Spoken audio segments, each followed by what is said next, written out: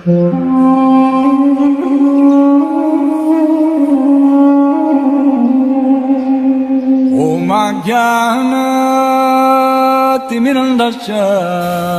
I am stressing. हमारा जो heart है वो कार के रेडिएटर की तरह है। हमारा जो हृदय है वो कार के रेडिएटर की तरह है। कार का रेडिएटर पता ही कहाँ होता है? बोनट के नीचे होता है, बोनट पे। और कार का जो चालक है, ड्राइवर जो है, कार चलाने वाला, वो आत्मा के समान है। अब जब मैकेनिक, अब सुनने वाली बात है कि जब मैकेनिक कार का रेडिएटर निकालता है तो चालक कभी प्रभावित होता है? अब कार के आगे बोनेट पे रेडिएटर पड़ा है, तो अगर मैकेनिक उस रेडिएटर को निकाल लेगा, जो कार का ड्राइवर है उसके ऊपर कोई प्रभाव पड़ता है भी? नहीं पड़ता। मतलब आत्मा के ऊपर अगर रेडिएटर निकल जाए तो कोई प्रभाव नहीं पड़ता। तो रेडिएटर क्या है? हृदय। हमने यही कंपेयर किया था कि कार का जो रेडिएटर है वो हृदय है। हृदय जो है कार का रेडिएटर है। अगर कार का रेडिएटर निकल जाए तो जो ड्राइवर है वो आत्मा है, क्या उसके ऊपर प्रभाव पड़ता है? कोई नहीं पड़ता।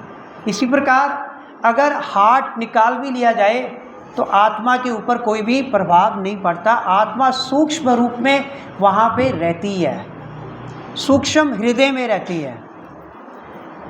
हाँ, यदि ऑपरेशन के समय डॉक्टर से कोई गलती हो जाए फिर आत्मा वहाँ से निकल जाती है। अब तीसरा प्रश्न है,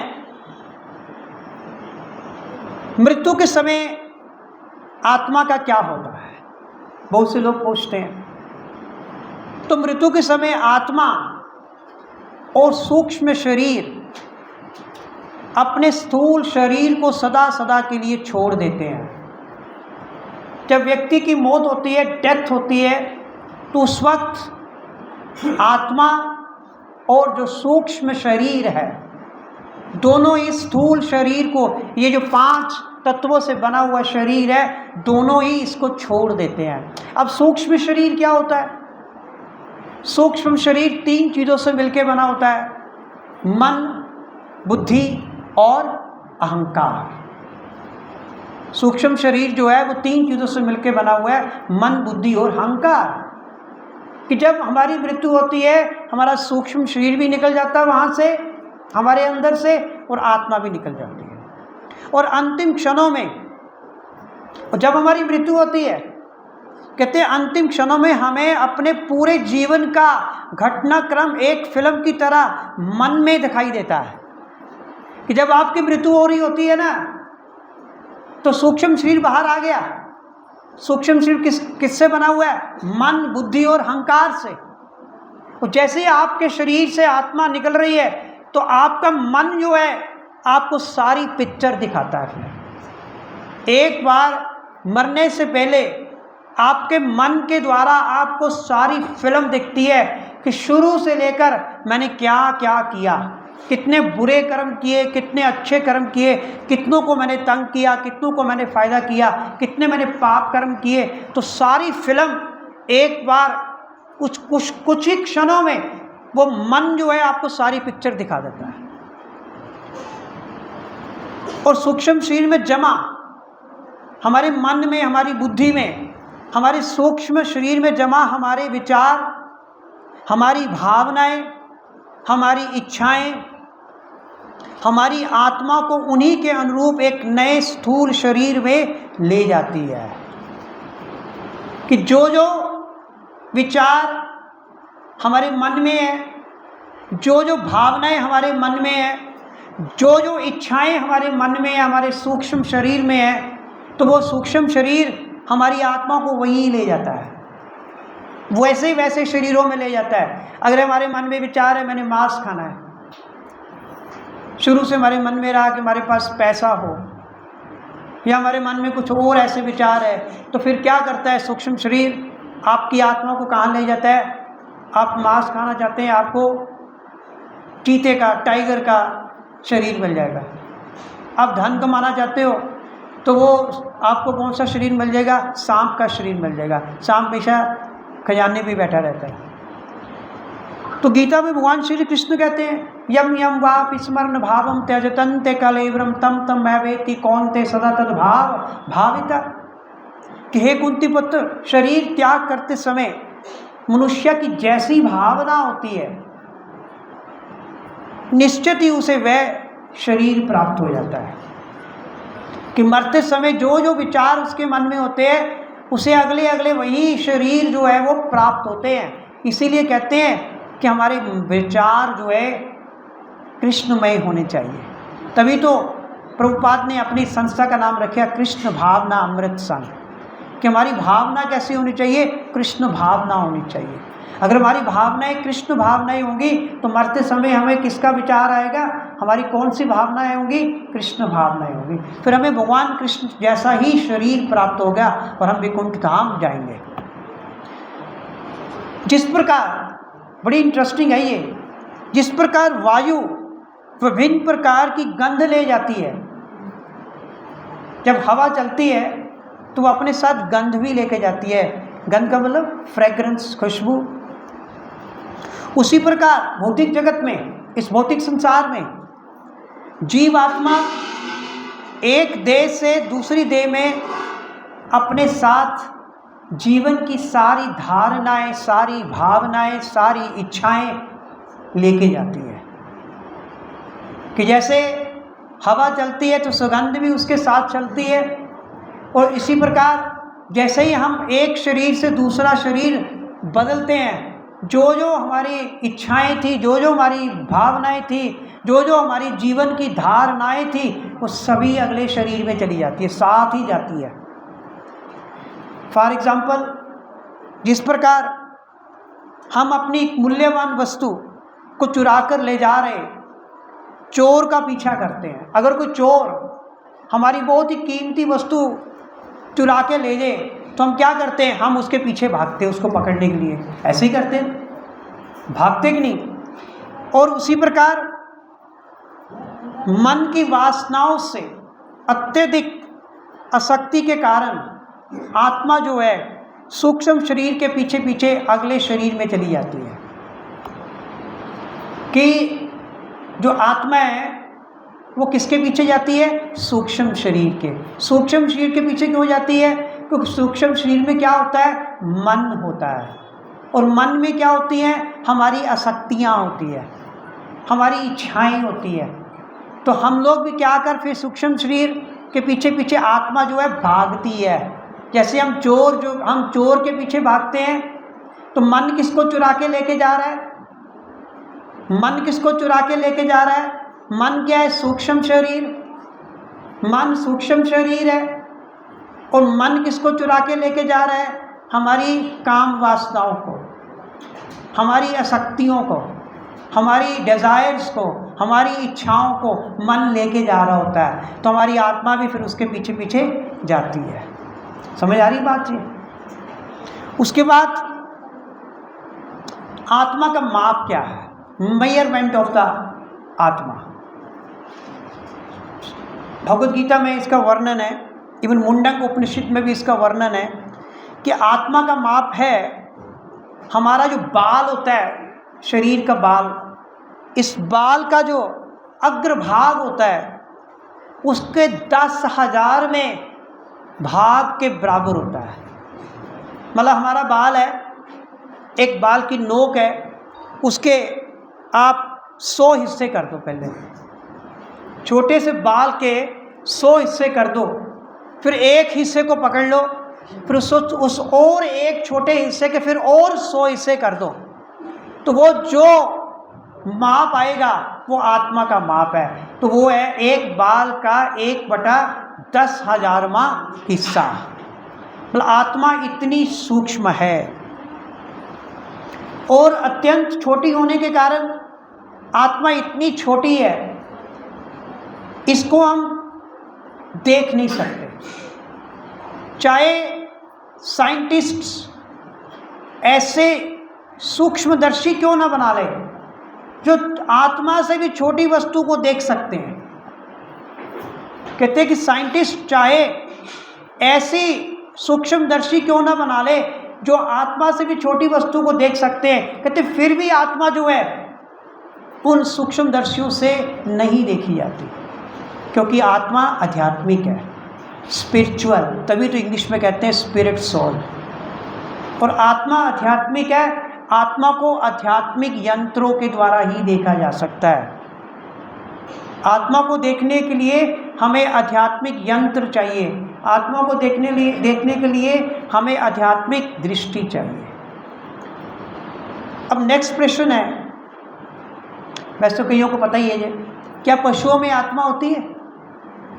यस, अभी पशु भी हमारी तरह ही हैं, पशुओं में भी आत्मा होती है। हम भी खा रहे हैं, वो भी खाते हैं, ठीक है, वो भी सोते हैं, हम भी सोते हैं, वो भी भोग कर रहे हैं, हम लोग भी भोग कर रहे हैं, वो भी अपना संरक्षण कर रहे हैं, हम भी संरक्षण कर रहे हैं। तो जो पशु है उनमें भी हमारी तरह आत्मा होती है। एक छोटे से कीड़े में भी, एक टॉयलेट में रेंगने वाले कीड़े में भी हमारी तरह आत्मा होती है। अब कहते एग्जाम्पल दे रहे हैं यहाँ प्रभुपाद, कहते आज एक, अब कहते ना कि वो टेस्ट ट्यूब बेबी, अब टेस्ट ट्यूब बेबी कैसे पैदा होता है?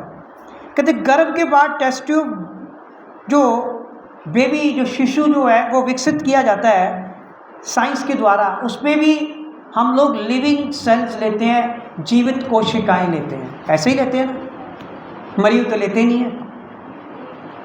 इवन जो पौधों में ग्राफ्टिंग होती है उसमें भी हम लिविंग लेते हैं, पदार्थ नहीं ले रहे। इवन जो क्लोनिंग हो रही है आजकल हम पढ़ रहे हैं साइंस में, उसमें भी हम लिविंग सारा कुछ ले रहे हैं।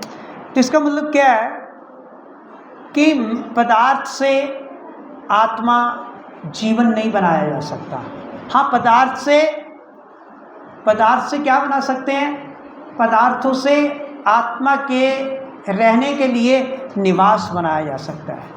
ये जो हमारा शरीर बना है ये पदार्थ से बना है, पंचभूतों से बना है, जल, पृथ्वी, अग्नि, वायु, आकाश, ये पदार्थ है, इनसे बना है। लेकिन आत्मा जो है वो लिविंग चीज़ों से ही बनती है, लिविंग कोशिकाओं से बनती है, लिविंग सेल से बनती है। और एक और बड़ा इम्पोर्टेंट प्रश्न है, लोग हमसे हमेशा ज्योतिष में जब पूछते हैं कि क्या भूत प्रेत होते हैं, बड़ा इंटरेस्टिंग है, इसमें वर्णन है कि क्या भूत प्रेत होते हैं। आप बताइए। हाँ, नहीं होते हैं। और कोई? अब देखो भगवान कृष्ण क्या बता रहे हैं गीता में आत्मा के अनुसार। अब कहते भूत वह होता है, अब भूत की परिभाषा है, भूत वह होता है जिसकी आत्मा के पास सूक्ष्म शरीर तो है। भूत वह है जिसकी आत्मा के पास सूक्ष्म शरीर तो है किंतु स्थूल शरीर नहीं है। सूक्ष्म शरीर तो सभी का है लेकिन उसके पास स्थूल शरीर नहीं है। अब आत्मा को, सूक्ष्म शरीर को, आत्मा को स्थूल शरीर की आवश्यकता होती है। अब कई बार क्या होता है, अब जो सूक्ष्म शरीर होता है, अब भूत हमें दिखाई नहीं देते। आपके शरीर के अंदर सूक्ष्म शरीर है, मृत्यु होती है तो सूक्ष्म शरीर रहता है, सूक्ष्म शरीर कहीं नहीं मरता, सूक्ष्म शरीर तो रहता है, लेकिन सूक्ष्म शरीर हमें नंगी आंख से नहीं दिखता। अब कहते जब कोई व्यक्ति समय से पहले अपने शरीर को, अपने स्थूल शरीर को नष्ट कर देता है, जैसे कई लोग फांसी लगा लेते हैं अपने आप को, या कई लोगों की अकाल मृत्यु हो जाती है, या कई लोग इतने अपराधी होते हैं, इतने पाप कर्म करते हैं कि उनको अपने पाप कर्मों के कारण उनको स्थूल शरीर नहीं मिलता। तो ऐसे लोग जो है फिर वो भूत बन जाते हैं। भूत का मतलब क्या है? सूक्ष्म शरीर, स्थूल शरीर नहीं है, सूक्ष्म शरीर है। तो ऐसे लोग वो फिर वो भूत होते हैं। फिर जब उनके ऊपर, अब उन्हें स्थूल शरीर कब मिलता है? जब कहते हैं उनके ऊपर कोई ना कोई भगवान के भक्त की कृपा होती है, कोई ना कोई भगवान का भक्त उन पर कृपा करता है, तो फिर उन्हें भगवान की कृपा से पुनः जो है स्थूल शरीर की प्राप्ति होती है, मुक्ति जिसे कह देते हैं कि उसकी भूत की मुक्ति होगी, उसे स्थूल शरीर मिल गया। अब नेक्स्ट प्रश्न है, उसके बाद पर बहुत है मेरे पास, तो क्वेश्चन बहुत है ऐसे, टाइम भी हो गया, एक तो मैं इंपॉर्टेंट लूँगा। अब कहते जनसंख्या इतनी बढ़ रही है कि इतनी सारी नई आत्माएं कहाँ से आती है? आत्मा ही है जनसंख्या। कहते जनसंख्या इतनी बढ़ रही है तो आत्मा यहाँ इतनी, मोहन के पास इतनी आत्माएं कहाँ से आ रही है? बड़ा इंटरेस्टिंग प्रश्न है, तो ध्यान से सुनिए। कहते सृष्टि में असंख्य आत्माएं हैं, आत्माओं की कोई कमी नहीं है। तो प्रभुपाद यहाँ पे एक दही की एग्जांपल दे रहे, कर्ड, योगर्ट। कहते दही में एक मिलीमीटर में करोड़ों बैक्टीरिया होते हैं कि नहीं? उनमें क्या होती है? आत्माएं होती हैं। अरे इतनी सी जगह पे करोड़ों आत्माएं हैं, इतनी सी जगह पे करोड़ों आत्माएं हैं। जब वो मरते हैं बैक्टीरिया, वो आत्माएं आज़ाद नहीं हो जाती, फिर उन आत्माओं को नया शरीर मिलता है। तो कहते जितनी मर्जी जनसंख्या बढ़ती रहे, आत्माओं की कभी कमी नहीं होती, आत्माएं रहती है। ठीक है भी। अच्छा, एक और बड़ा अच्छा प्रश्न है कि हम आत्मा को किस प्रकार देख सकते हैं? ये दो पॉइंट्स मैं लूँगा बस, हाँ 2 पॉइंट्स बस। हम आत्मा को किस प्रकार देख सकते हैं, बहुत इंटरेस्टिंग है। और दूसरा पॉइंट है कि हमें आत्मा का ज्ञान कैसे हो सकता है, आत्मा की अनुभूति कैसे हो सकती है। ये 2 इम्पोर्टेंट, बहुत इंपॉर्टेंट है प्रश्न। पहला है, हम अपनी स्थूल आंखों से आत्मा को नहीं देख सकते। ये हमारे पास ये स्थूल जो आंखें हैं, हम इनसे आत्मा को नहीं देख सकते। आत्मा को देखने के लिए देखी जा सकती आत्मा, ऐसा कोई नहीं है कि आप आत्मा को देख नहीं सकते। कहते हैं आत्मा को देखने के लिए, देखने के हमें कुछ पद्धतियों का पालन करना होगा। अगर हमने आत्मा को देखना है तो उसके लिए प्रोसेसेस है, कुछ पद्धतियां हैं। अगर हम उन पद्धतियों का पालन करेंगे, हम अवश्य ही आत्मा को देख सकते हैं। जिस प्रकार कहते फूल में सुगंध है, तिल में तेल होता है, लकड़ी में अग्नि होती है, दूध में घी होता है, गन्ने में रस होता है, गुड़ होता है। कहते उसी प्रकार जीवित शरीर में आत्मा निवास करती है। ऐसा नहीं है कि जीवित शरीर में आत्मा नहीं है, लेकिन ज्ञानी व्यक्ति समुचित ज्ञान द्वारा, समुचित विद्याओं द्वारा, पद्धतियों द्वारा इन छिपे हुए सत्यों को देख सकता है। जिनके पास ज्ञान के चक्षु है, वो उन ज्ञान के चक्षुओं के द्वारा आत्मा की अनुभूति कर सकता है, आत्मा का अनुभव किया जा सकता है, आत्मा को देखा जा सकता है। कहते लकड़ी में छिपी हुई अग्नि को जागृत करना, या तिल में से तेल को निकालना, उसके लिए एक प्रोसेस है, एक पद्धति है, एक मेथड है। अंतरिक्ष में देखने के लिए बड़ी दूरबीन का हम प्रयोग करते हैं। प्रयोगशाला में छोटे छोटे सूक्ष्म जीवों को देखने के लिए हम सूक्ष्म यंत्रों का प्रयोग करते हैं। तो प्रत्येक वस्तु को देखने जांचने के यंत्र अलग होते हैं। कोई भी वस्तु देखनी है, उसके लिए मैंने अभी बताया, अंतरिक्ष के लिए बड़ी दूरबीन चाहिए, छोटे जीव जंतुओं के लिए छोटा सूक्ष्मदर्शी चाहिए। तो कहते हैं हर एक के लिए देखने के लिए, जांचने के लिए अलग अलग यंत्र होते हैं। इसी प्रकार आत्मा को देखने के लिए भी अलग यंत्र है। आत्मा को देखने के लिए हमें आध्यात्मिक विज्ञान के यंत्र एवं तकनीकों का सहारा लेना होगा। आध्यात्मिक विज्ञान के यंत्र और तकनीकों का सहारा लेना होगा। अब प्रश्न उठता है कि आध्यात्मिक विज्ञान के यंत्र कौन से हैं, आध्यात्मिक विज्ञान की तकनीक कौन सी है? तो प्रभुपाद बता रहे हैं कि आधुनिक युग में आध्यात्मिक विज्ञान के यंत्र और तकनीक आत्मा की अनुभूति करने का सबसे सरल और शीघ्र मार्ग है। सबसे बेस्ट टेक्निक, सबसे बेस्ट जो यंत्र है वो है मंत्र जप। कि अगर आप वाकई आत्मा को देखना चाहते हैं तो मंत्र जप के द्वारा आप आत्मा को देख सकते हैं। जिस प्रकार सूर्य उदय होते ही सूर्य की किरणें सारे तरफ फैल जाती है, सर्वत्र फैल जाती है, उसी प्रकार जैसे ही हमारे हृदय में आत्म अनुभूति होती है मंत्र जप के द्वारा, तो हमारा हृदय शुद्धता, प्रेम, दया, सेवा भाव, नम्रता जैसे गुणों से भर उठता है। तो आत्मा की अनुभूति के लिए मंत्र जप सबसे बड़ा यंत्र है और सबसे बड़ी टेक्निक है। अब मंत्र जप का करने से, मंत्र का जप करने से हमें आत्मा का ज्ञान कैसे होगा? कि अगर मंत्र का जप कर रहे हैं तो उससे हमें आत्मा का ज्ञान कैसे होगा? ठीक है, बता दिया कि मंत्र जप करने से आपको आत्मा का ज्ञान हो सकता है।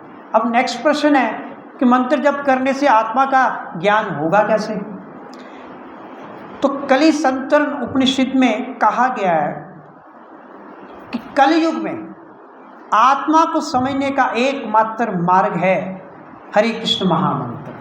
हरे कृष्णा कृष्णा कृष्णा हरे हरे, हरे राम राम राम हरे हरे।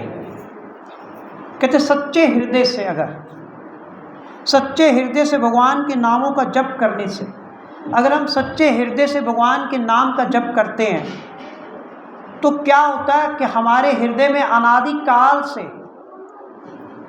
जो बैठे हुए अनर्थ हैं, क्योंकि हमारा मन तो वही है,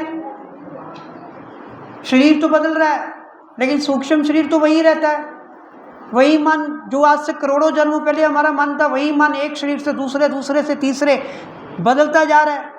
अब मन में तो इतनी गंदगी भरी हुई है, मन में इतने अनर्थ भरे हुए हैं, इतनी अशुद्धियां भरी हुई है, और जब तक मन शुद्ध नहीं होगा तब तक हम अपने मन में आत्मा को देख ही नहीं सकते। आत्मा कहाँ है? हमारे हृदय में है। हमारा हृदय ही नहीं शुद्ध है, हमारा हृदय दूषित है, उसमें अनर्थ भरे पड़े हैं। जब तक वो शुद्ध नहीं होगा, जल अगर गंदला होता है तो गंदले जल में हम अपनी फोटो, अपना चित्र नहीं देख सकते। तो हृदय में हमने अपने आप को देखना है, अपने आप को मीन आत्मा को देखना है। हम तो आत्मा है, तो कहते तभी देख सकते हैं अगर वो शुद्ध होगा। तो भगवान के नाम जप के द्वारा जो हमारा हृदय है वो शुद्ध हो जाता है, और जब हमारा हृदय शुद्ध होता है फिर तब जाके हमें आत्मा की अनुभूति होती है। तो बहुत सुंदर एग्जाम्पल दे रहे हैं प्रभुपाद। कहते मंत्र की मधुर ध्वनि से हमारे हृदय में आध्यात्मिक ज्ञान के असीम सागर उमड़ने लगता है और हमारी आत्मा जागृत हो जाती है। कि जब हम मंत्र की ध्वनि हमारे हृदय पे पड़ती है तो ज्ञान का जो सागर है हमारे हृदय में उमड़ पड़ता है। तो फिर क्या होता है? हमें आत्मा जो अपनी नहीं दिख रही थी, आत्मा का ज्ञान जो है, आत्मा की अनुभूति हमें होने लगती है।